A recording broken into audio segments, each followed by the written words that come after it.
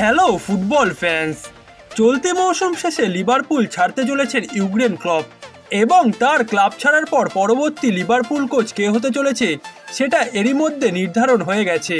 Dutch club ফেইনুর্দের প্রধান coach আর্নে স্লটই হতে যাচ্ছেন লিভারপুলের পরবর্তী কোচ এবং এরই মধ্যে প্রায় অফিসিয়ালভাবে এটি ঘোষণা হয়ে গেছে। তবে এখন প্রশ্ন হচ্ছে, স্লট আসলে কেমন কোচ, তার কৌশল দর্শন এবং দক্ষতাই বা কেমন? সবচেয়ে বড় প্রশ্ন, লিভারপুলের মতো ক্লাবে ক্লপের মতো বিশ্বসেরা এক কোচের জায়গা তিনি নিতে পারবেন কিনা। ৪৫ বছর বয়সী স্লট কোচেদের মধ্যে খুব একটা নামিদামি নাম না হলেও ডাচ লিগে তিনি তার কোচিং দর্শনের জন্য খুবই বিখ্যাত একটি নাম। স্লট ২০১৯-২০ মৌসুমে প্রথমবারের মতো ডাচ ক্লাব অ্যাজেডের প্রধান কোচের দায়িত্ব নেন। এরপর থেকেই ক্লাবটি আস্তে আস্তে তার অধীনে ঘুরে দাঁড়াতে শুরু করে। ২০১৯-২০ মৌসুমে ডাচ শীর্ষ লিগের শিরোপা জয়ের সম্ভাবনাও জাগিয়ে তুলেছিল স্লটের অ্যাজেড। মৌসুমটিতে স্লটের চমক দেখানো দলটি সেবার আয়াক্স, ফেইনুর্দ এবং পিএসভির মতো ডাচ লিগের বড় বড় ক্লাবগুলোকে পরাজিত করে বেশ আলোড়নও তোলে। তবে করোনা মহামারীর কারণে লিগ বাতিল হওয়ার কারণে অ্যাজেডের হয়ে লিগ শিরোপা জেতা হয়নি তার। এরপর ২০২১ সালে ফেইনুর্দ প্রধান কোচ হিসেবে তাকে দলে নেয়। স্লটের অধীনে প্রথম মৌসুমে ৩ নম্বরে থেকে মৌসুম শেষ করে ফেইনুর্দ। পাশাপাশি ইউরোপিয়ান মঞ্চেও নিজের অস্তিত্বের জানান দেন এই কোচ।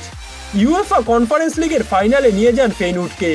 ফাইনালে অবশ্য জোসে মরিনিওর এএস রোমার বিপক্ষে ১-০ গোলে হেরে যায় স্লটের দল। প্রথম মৌসুমে সাফল্যের কাছাকাছি গিয়ে নিরাশ হতে হলেও পরের মৌসুমে ঠিকই দলকে লিগ শিরোপা জেতান স্লট।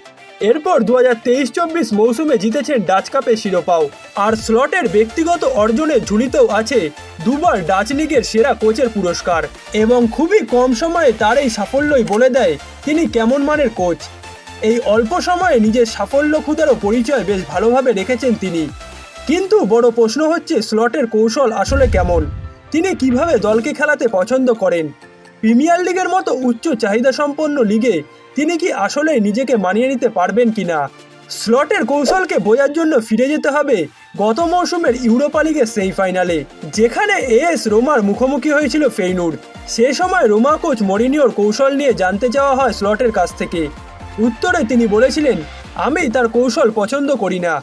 মরিনিওর দলের খেলা দেখতে আমার ভালো লাগে না। আমি শুধু পেপ গার্দিওলার দলের খেলা দেখি, কারণ প্রতিবার আমি কিছু না কিছু শিখতে পারি তার থেকে। স্লটের কোচিং দর্শন এই কথাটুকুতেই অনেকটা স্পষ্ট হয়ে যায়। তিনি দলকে মূলত আক্রমণাত্মক ফুটবল খেলাতেই পছন্দ করেন। রক্ষণাত্মক ও দৃষ্টিকটু কৌশলের ধারণায় আস্থা নেই তার। বিশেষ মুহূর্ত বাদ দিলে তিনি দলকে ৪-২-৩-১ ফরমেশনে খেলাতে পছন্দ করেন এবং ডাবল পিভট ব্যবহার করে মাঝমাঠ ধরে আক্রমণে যেতে পছন্দ করেন স্লট। যার কারণে প্রেসিং ফুটবল পছন্দ করা লিভারপুল কোচ ইউর্গেন ক্লপের পারফেক্ট রিপ্লেসমেন্ট হতে পারেন এই ডাচ কোচ। ইউর্গেন ক্লপও বেশ কয়েক বছর ধরে লিভারপুলকে আক্রমণাত্মক ফুটবল খেলায় শেখাচ্ছে এবং ক্লাব ছাড়ার পর স্লটও ফুটবলারদের এই একই ট্যাকটিসে খেলাবেন, যার কারণে ফুটবলাররা খুব দ্রুতই নতুন কোচের অধীনে মানিয়ে নিতে পারবে। এখন দেখার অপেক্ষা, ক্লপের শেষ মৌসুমে ডাউনফলে থাকা লিভারপুল স্লটের অধীনে আবারও ঘুরে দাঁড়াতে পারে কিনা।